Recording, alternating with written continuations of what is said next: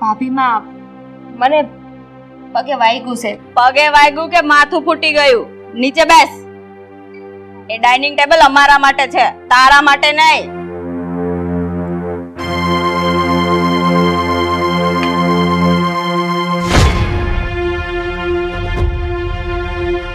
ભાભી આ હું શાહીને રોટલી?